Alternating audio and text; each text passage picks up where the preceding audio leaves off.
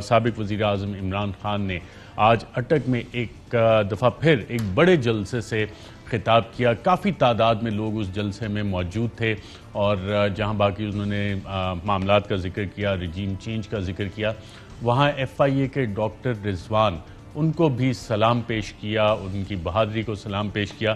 ساتھ ہی ساتھ سوال اٹھایا کہ این آر او 2 باقاعدہ طور پہ اب امپلیمنٹیشن سٹیج پہ آ گیا, تو سوال یہ اٹھتا ہے کہ ڈاکٹر رضوان جو اللہ کو پیارے ہو گئے, جتنی انہوں نے محنت کی, کیا وہ کیس منطقی انجام تک پہنچ سکے گا؟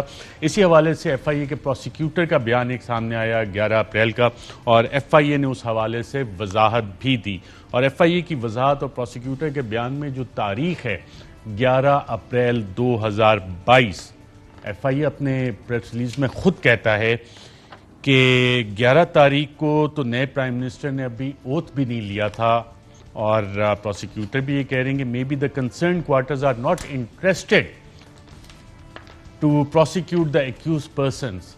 تو پھر 11 تاریخ کو یہ فیصلے کون کر رہا تھا, کیسے کر رہا تھا؟ ڈی جی ایف آئی اے اپنے اون پہ یہ فیصلے کر رہے تھے؟ کیوں ڈی جی ایف آئی اے اس وقت کے ثناء اللہ عباسی نے یہ احکامات پاس کیے, اور پروسیکیوٹر نے یہ ریکارڈ کا حصہ بنا دیا ہے یہ والی چیز؟ ایف آئی اے اس حوالے سے کیا کہتا ہے, پروسیکیوٹر نے اس حوالے سے کیا کہا, وہ آپ کے ساتھ تھوڑی تفصیل سے شیئر کریں گے پروگرام میں آگے چل کے. اور بڑا سوال یہی ہے کہ کیا این آر او 2 ہو گیا, اس ملک میں احتساب آگے چلے گا یا نہیں چلے گا؟ آتے ہیں آج کی بڑی سٹوری کی طرف, جو افواج پاکستان کے ترجمان میجر جنرل بابر افتخار نے آج ایک بیان جاری کیا.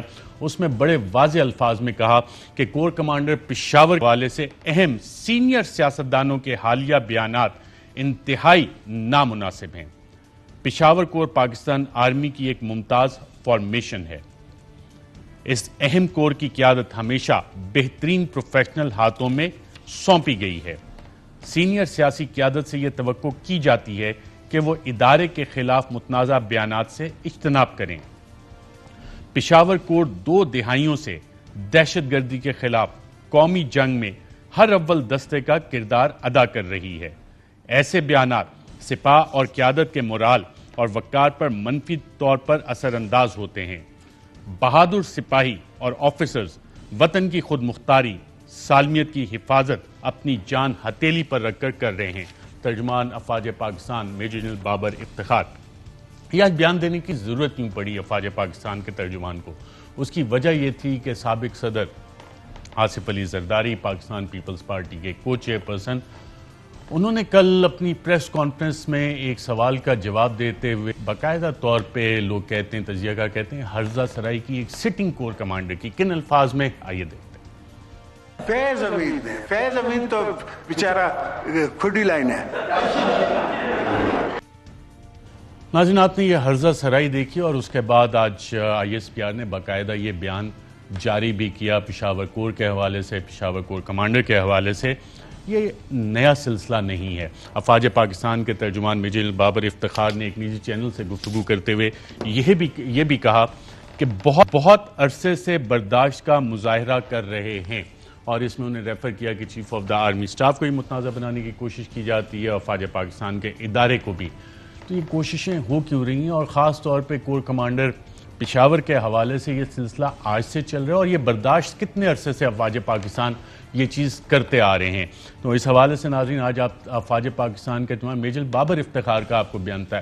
اس سے پہلے 2018 جولائی میں سابق D G I S P R, اس وقت میجر جنرل آصف غفور, انہوں نے کیا کہا تھا, آئیے دیکھتے ہیں. نام لینا شروع کیا جنرل فیض کا. جس چیز پہ نام لیتے ہیں شاید وہ ان کو پتہ ہی نہیں ہے کہ جنرل فیض کے کام کیا ہیں. جو عارضی دہشت گردی کی جنگ ہے اس کو اچھے طریقے سے کرنے میں اس ڈپارٹمنٹ کا, آئی ایس آئی کے ودن اس ڈپارٹمنٹ کا اتنا رول ہے, آپ سوچ بھی نہیں سکتے. یہ جتنی باتیں آپ کرتے ہیں, اسپیکولیٹ کرتے ہیں, اگر یہ صحیح بھی ہوں تو یہ 5% بھی نہیں ہے جو کہ وہ ادارہ اور خاص طور پہ جنرل فیض کا ڈپارٹمنٹ کر رہا ہے. میں ایک دن آپ کو صرف ان کے ڈپارٹمنٹ کے جو رول ہیں اور جو وہ کام کرتے ہیں ٹیررزم کے لیے, انٹرنل سیکورٹی کے لیے, وہ بتاؤں, اور کچھ اسٹیٹ کے سیکرٹس ہوتے ہیں وہ نہیں بتا سکتے. یہ جتنے آپ کو میں روٹین کی پریس کانفرنس میں بتاتا ہوں کہ جی اتنے ٹیررسٹ انسیڈنٹس ہم نے اوارڈ کیے, تو وہ ایسے نہیں اوارڈ ہو سکتے, اس میں بھی جنرل فیض کا کام ہے. جی ناظرین، تو اس سے چیز ثابت کیا ہوتی ہے کہ آج میجر جنرل بابر افتخار جو بات کر رہے ہیں کہ بہت عرصے سے برداشت کا مظاہرہ کر رہے ہیں، آج انہوں نے یہ کہا اور پشاور کور کی اہمیت بھی بتائی، پشاور کور کمانڈر ان کے حوالے سے بتایا، دیگر کور کمانڈر جو اپوائنٹ ہوتے ہیں، افواج پاکستان کا میرٹ بیسڈ ایک سسٹم ہے، جو بھی 3 سٹار جنرل بنتا ہے، 2 سٹار جنرل بنتا ہے، اس میرٹ بیسڈ سسٹم سے ہو کے آتا ہے، اور اکثر کوئی بھی ان کے پروفیشنلزم پہ سوال نہیں اٹھا سکتا۔ تو یہ بات تو ثابت ہوگی کہ 2018 سے جنرل فیض حمید کو ٹارگٹ کیا جا رہا ہے۔ 2 DGISPR اب اس حوالے سے باقاعدہ آن ریکارڈ آ چکے ہیں۔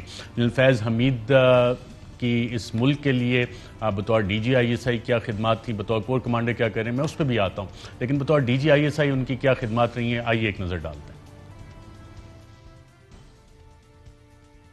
جس وقت لیفٹیننٹ جنرل فیض حمید کو DGISI تعینات کیا گیا، اس وقت ملک کو اندرونی اور بیرونی خطرات کا سامنا تھا۔ سی پیک کے خلاف بھارتی سازشیں، افغانستان کی صورتحال، کشمیر کا مسئلہ صرف ان چند مسائل میں شامل ہیں جن کا سامنا لیفٹیننٹ جنرل فیض حمید کو بطور DGISI کرنا تھا۔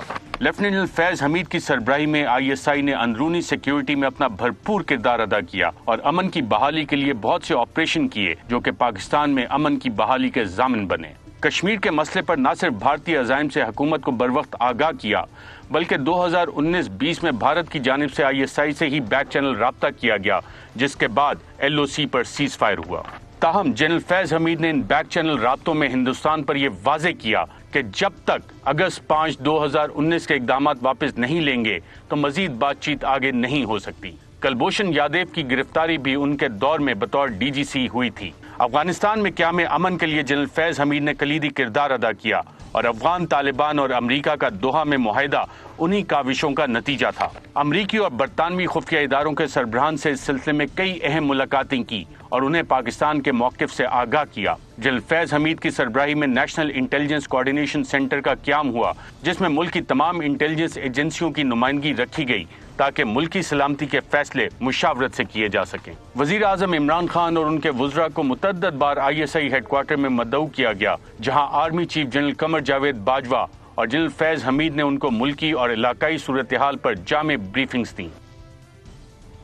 جی ناظرین، اس کے علاوہ بھی بہت ساری خدمات ہیں، نیشنل سیکیورٹی کے حوالے سے بہت ساری خدمات ہیں، ہماری افواج کی، ہماری ISI کی جو خدمات ہیں، اور اس میں تمام افسران وہ خدمات انجام دے رہے ہیں۔ حال ہی میں جس وقت ہم سب عید منا رہے تھے تو جنرل فیض حمید نے دتا خیل کا دورہ کیا، وہاں قبائلیوں سے ملے اور پاک افغان بارڈر کو جو سیکیور کرنے کا کام ہے، جو باڑ وہاں پہ لگائی گئی ہے اور باڑ پہ جو موجود ہیں فینس جو ہم نے افغانستان کے ساتھ کیا ہے، اس پہ جو مامور ہمارے افسران، ہمارے جو سپاہی ہیں، وہ سب ان کے انڈر کمانڈ آتے ہیں، اور یہ انیشیٹو تھا chief of the army staff general Qamar Javed Bajwa کا، جنہوں نے 2016-17 میں یہ کنسیو کر لیا تھا کہ اس بارڈر کو ہم نے سیکیور کرنا ہے، اور فینسنگ کا انیشیٹو باقاعدہ انہوں نے شروع کیا، لیکن آج بھی وہاں پہ حملے ہوتے ہیں۔ آج پاکستان کی افواج بلوچستان میں قربانیاں دے رہی ہیں، وہاں پہ جس طرح سے ایک انسرجنسی کو ہوا دینے کی کوشش کی جا رہی ہے، یہ اس کی کڑیاں اسی سے ملتی ہیں جس کا آج عمران خان نے دوبارہ اٹک کے جلسے میں ذکر کیا کہ ایک دہشت گردی کی جنگ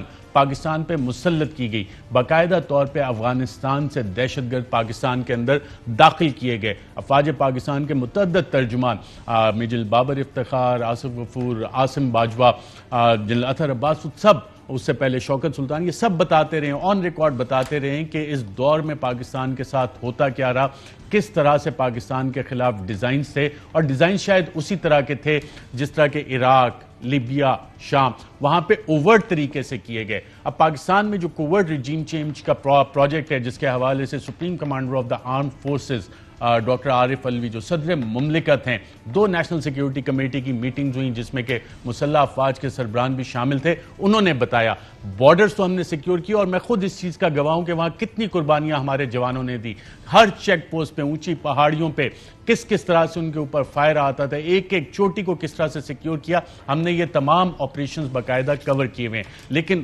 آج جو سلسلہ چل رہا ہے ناظرین، جو کوورٹ ریجیم چینج کے ذریعے پاکستان کو جہاں دھکیلے جانے کی کوشش ہو رہی ہے، وہ پاکستان کی شہروں میں ایک چیز لے کے جانے کی کوشش کی جا رہی ہے. پاکستان کی مسلح افواج پہ سے عوام کا جو اعتماد ہے اس میں خلیج پیدا کرنے کی کوشش کی جا رہی ہے, اور اس کی وجہ کوئی اور نہیں ہے, وہ کوورٹ ریجیم چینج کا پلان ہے. جب اس حوالے سے آپ کوورٹ ریجیم چینج کے پروجیکٹ پہ ریسرچ کرتے ہیں جس کا کہ عمران خان ذکر کرتے ہیں, جس کا کہ supreme commander of the armed forces doctor Arif Alvi نے اپنے خط میں جو عمران خان کو لکھا, اور honourable chief justice of Pakistan کو جو خط لکھا جس میں انہوں نے ذکر کیا, مثال دی, ایران کی مثال دی, چلی کی مثال دی, دیگر اور مثالیں, اور کوورٹ ریجیم چینج کے بعد یہ چیزیں ہوتی ہیں. اب اس کو ہینڈل کس طرح سے کرنا ہے, اسے کنٹرول کس طرح سے کرنا ہے, یہ پاکستان کے تمام اداروں کا, پاکستان کے تمام سیاستدانوں کا کی ذمہ داری ہے. اہم ترین خبریں اب ایک کلک کی دوری پر. ہر لمحہ باخبر رہنے کے لیے سبسکرائب کریں ہمارا YouTube چینل. اپنے موبائل فون سے ملکی اور بین الاقوامی اہم خبروں تک رسائی کے لیے ڈاؤن لوڈ کیجیے موبائل ایپ. باموثوق ذرائع سے مصدقہ خبروں,